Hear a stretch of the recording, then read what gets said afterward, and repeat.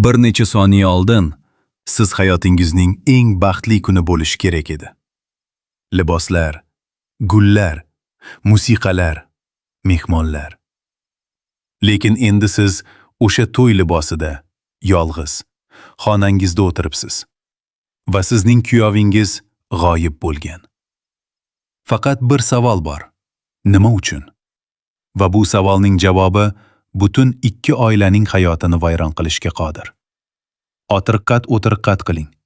O'zingizni Nozimaning o'rniga qo'ying. To'y kechasi. Hammasi mukammal ko'rinardi. Lekin Farhod ketdi. Shunchaki ketdi. Sabab? Maftunaning o'limi haqidagi haqiqat to'yda oshkor bo'ldi. Lekin bu oddiy qochish emas. Bu yillar davomida qurilgan yolg'onlar imperiyasining qulashi. Chunki haqiqat shuki, Nozima o'zi Instagramda Maftuna bo'lib yurgan. O'zi Farhodning yuragini sovutish uchun soxta hisob ochgan. O'zi uni aldagan. Va endi bu aldov uning o'z qo'lida portlab ketyapti. Keling, chuqurroq o'ylab ko'raylik. Sahiba nima uchun aynan to'yda bu bombani tashladi? Chunki u shunchaki raqobatchi emas. U intiqomchi. U Farhodning baxtsizligini emas, balki Nozimaning va uning oilasining sharmandalarini xohlaydi. Va u muvaffaqiyatga erishdi. Lekin bu uning oxirgi zarbasi emasligini bildiruvchi belgilar bor. Bu faqat boshlanishi degan so'zlari bilan u yana nimadir rejalashtirayotganini anglatadi. Ehtimol u Nozimaning Instagram yolg'onini ham biladi va uni kerakli vaqtda fosh qiladi. Endi Hikmatni tahlil qilaylik. Bu odam faqat ota emas. U o'z nomusini hammadan ustun qo'yuvchi erkak. Uning qizi to'y kechasida tashlab ketilgan va bu uning uchun o'limdan ham yomon. U Rasulga bir kun muddat berdi. Faqat 24 soat. Lekin bu muddat nafaqat Farhodning qaytishi uchun, balki ikki oila o'rtasidagi munosabatlarning hayot yoki o'lim daqiqasi. Agar Farhod tong otguncha topilmasa, bu nikoh tugatiladi va ikki oila o'rtasidagi do'stlik abadiy yo'q qilinadi. Fatima esa eng og'ir vaziyatda. U qizining yolg'oniga sherik bo'lgan. U Instagram hisob haqida biladi. Lekin u buni eriga ayta olmaydi. Chunki agar Hikmat bilib qolsa, u nafaqat Nozimani, balki Fatimani ham hech qachon kechirmaydi. Fatimaning chehrasidagi qo'rquv, uning sukunati, uning ko'z yoshlari, bularning barchasi bitta narsani ko'rsatadi. U biladi keyingi portlash yaqinlashayotganini va u uni to'xtata olmaydi. Va Farhod, u qayerda? Rasul va Hasan uni qahvaxonalarda, restoranlarda, bog'larda qidirdilar. Lekin bu xato yo'nalish.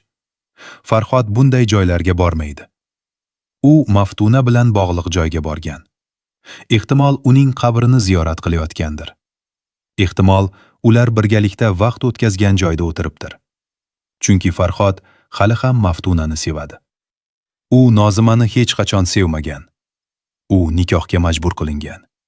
Va endi u erkin bo'lishni tanlagani uchun qaytmaydi. Mana shu yerda hikoyaning asosiy fojiasi yotadi.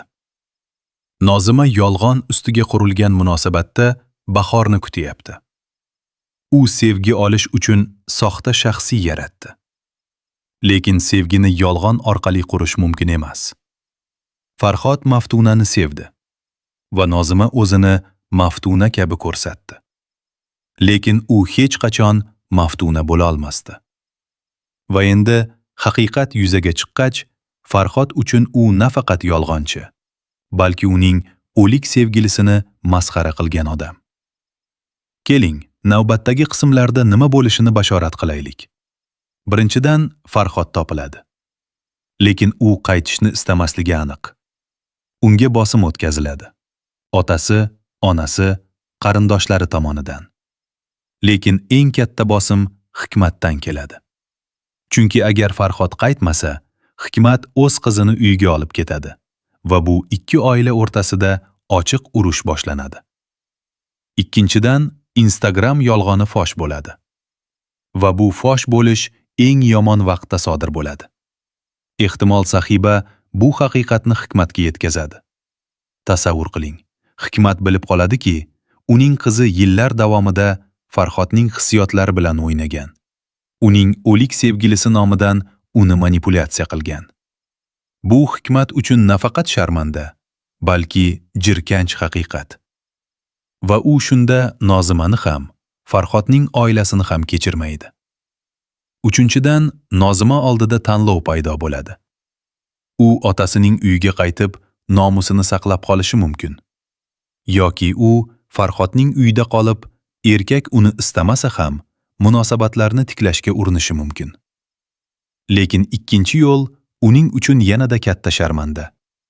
Chunki erkak sizni sevmasa, siz uning yonida qanchalar qolsangiz, shuncha o'zingizni yo'qotasiz. To'rtinchidan, Rasul va Hikmat o'rtasidagi do'stlik butunlay tugatiladi. Ikki odam yillar davomida birga ish qilgan, birga kulgan, bir-biriga ishongan. Lekin bu bir kecha ularning hammasini yo'q qildi. Va ikkalasi ham bilishadi. Bu nikoh tugatilsa, ular hech qachon yana do'st bo'lolmaydilar. Keling, Sahibaning kelgusi harakatlarini tahlil qilaylik. U hozir g'olib kabi ko'rinadi. Lekin u biladi, bu oxiri emas. Uning maqsadi Farhodga ega bo'lish. Va Nozima yo'qolib ketsa ham, Farhod hali ham Maftunaning xotirasiga qul. Shuning uchun Sahiba keyingi qadamini qo'yadi. U Farhodning ongsizligini ishlatib, unga yaqinlashadi. U unga yordam qo'lini cho'zadi. Va Farhod zaif va chalg'igan holda uni qabul qiladi. Mana bu joyda tomoshabinlar tushunishi kerak bo'lgan nozik jihat. Sahiba shovqin soladimi? Yo'q. U tinchgina harakat qiladi. U Farhodning oilasiga yaqinlashadi. U Rasulga va Farhodning onasiga yordam taklif qiladi. Va vaqt o'tishi bilan u o'zini zaruriy qiladi. Va Farhod anglaydigani, u allaqachon Sahibaning tuzog'iga tushgan. Nozimaning kelajagi esa juda qorong'i. U yolg'iz qoladi. U nafaqat kuyovini, balki o'z-o'ziga bo'lgan hurmatini ham yo'qotadi. Chunki oilasidagi hamma biladi u yolg'on gapirganini. Va jamiyatda bu gap tarqaladi. Va Nozima butun umrini bu sharmanda bilan yashaydi. Lekin eng qiziqarli savol: Farhod Nozimani kechira oladimi? Mantiqan yo'q. Lekin dramamiz mantiq bilan emas, balki his-tuyg'ular bilan ishlaydi. Ehtimol keyinchalik Farhod anglaydi Nozimaning yolg'oni orqasida chinakam sevgi borligini. Lekin bu anglash juda kech keladi. Chunki etakchi zararlar allaqachon yetkazilgan. Va nihoyat, eng muhim bashorat. Maftunaning o'limi haqidagi haqiqat ham to'liq fosh bo'lmagan. Biz bilamizki, u vafot etgan. Lekin qanday? Nima sababdan? Kimdir aybdormi? Bu savollar keyingi qismlarda ochiladi. Va bu ochilish Farhodning butun dunyosini yana bir bor ag'darib yuboradi. 24 soat. Tong otguncha. Ikki oilaning taqdiri. Bir qizning kelajagi. Bir yigitning tanovi. Bularning barchasi ertaga hal bo'ladi. Ammo haqiqat shuki, bu muammo 24 soatda hal bo'ladigan darajada oddiy emas. Bu faqat boshlanish. Portlash sodir bo'ldi. Lekin uning zarb to'lqinlari hali ham tarqalyapti. Va har bir zarb yangi fojialar keltiradi. Siz hali ham o'ylaysizmi bu oddiy sevgi dramasi ekanligini? Yo'q. Bu yolg'on, aybdorlik, nomus va intiqom haqida hikoya. Bu odamlarning o'z xatolari ostida qanday qulab tushishlari haqida hikoya. Va eng achqilisi shuki, bu holatning barchasi oldini olish mumkin edi. Agar Nozima boshidan haqiqatni gapirganida. Agar Sahiba o'ch olish o'rniga o'z hayotini yasaganida.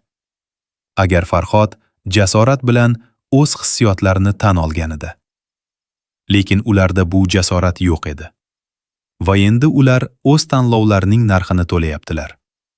Va bu narx juda qimmat.